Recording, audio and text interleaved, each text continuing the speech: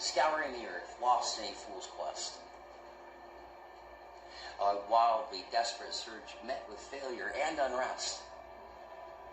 I found no antidote for your type of poison. Writing deathbed anecdotes is the relief I have chosen. Part 1. Plucked from the sea of the bleakest of passers-by, you pulled me, you lulled me into your darkest lullabies.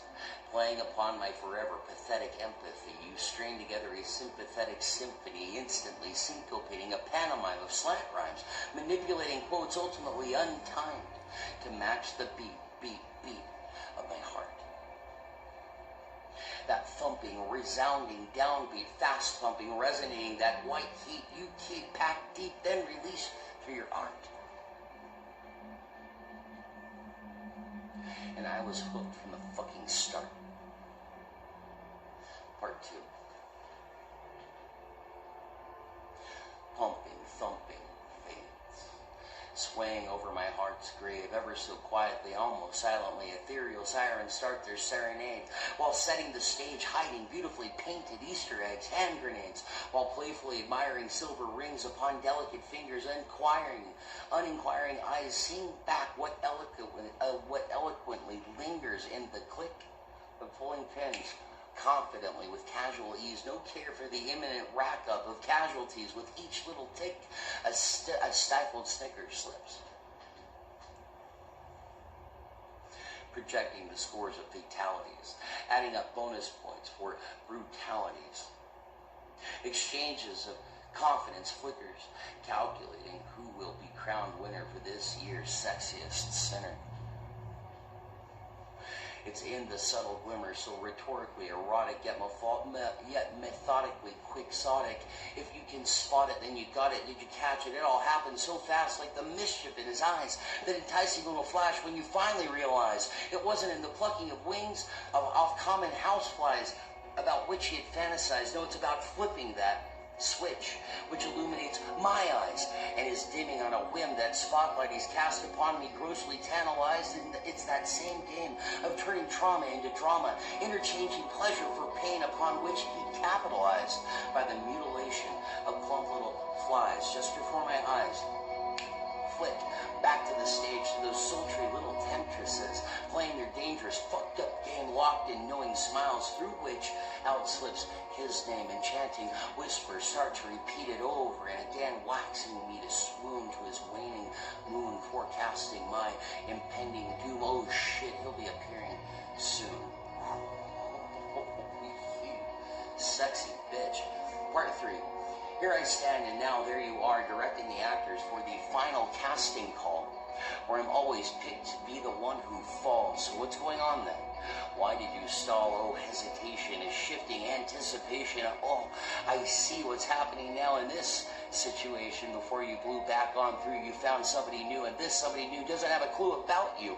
And now what's this? You aren't even the you that I've long since grown accustomed to. But hey, it's cool. I totally get you. But so, what is this now? What are you going to do? Just stand there dumbfounded because you didn't think this thing through, like a clown frozen in the spotlight, realizing he's forgotten all his balloons, but it's too late now. The audience is already locked on you, watching and waiting to see what you're going to do. Listen to me.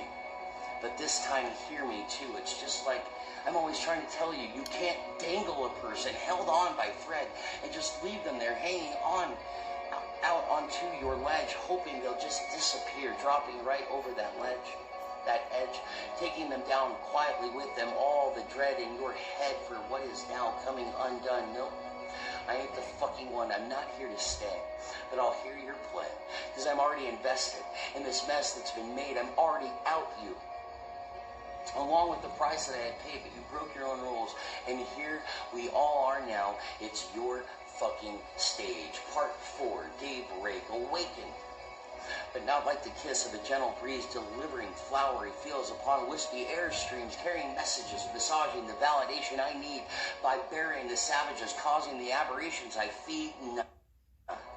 More akin to being doused in cold water. Quite unexpectedly, it's refreshing once I get past the sting of reality, once I catch the breath back that's been snatched out of me.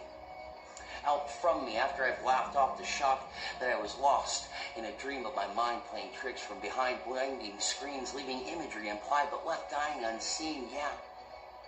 Strange shit forms in the mind when it wanders off sometimes during that brief time of the day, while the sun casts her rays and her illuminating light shines upon the underside of leaves, casting down toward the sky, casting shadows toward the sky for only the heavens to see. The Bewitching Hour, I've dubbed it, a bizarro type of reality. I'm always fascinated by that shit, but thankfully it's over for me today anyway. Tomorrow, we'll see.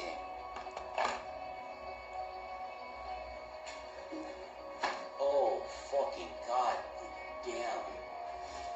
You just fucking fuck. What the actual fuck?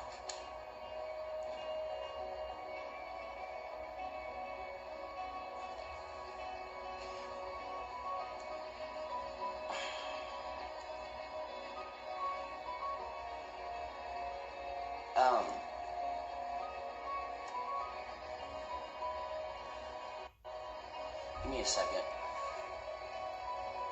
Brilliant read, fuck you.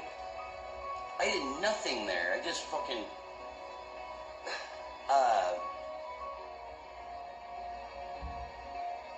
It was all of it. Yeah, Give me a second here.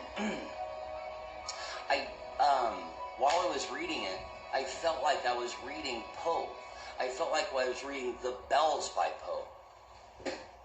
A modern iteration of it, and oh my god, that's fucking takes me back to the first cause reality of why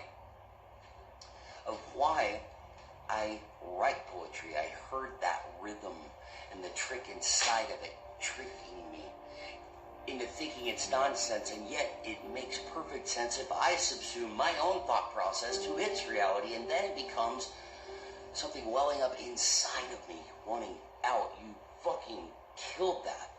Dead as fuck. It is dying on the ground. Bleeding out. Rotten. Dead.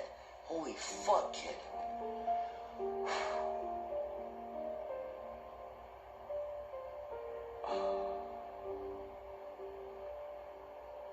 It reminded me of The Bells. As I was reading it, the only thing I could think is, this is the fucking Bells. Yeah, Ashley. Right. The Bells, though. Not just Poe. The Bells. Do I need to read you guys The Bells? I mean, I know Bismarck Lee has read The Bells. I'm not going to say your name. You gave me that in confidence, but fuck me.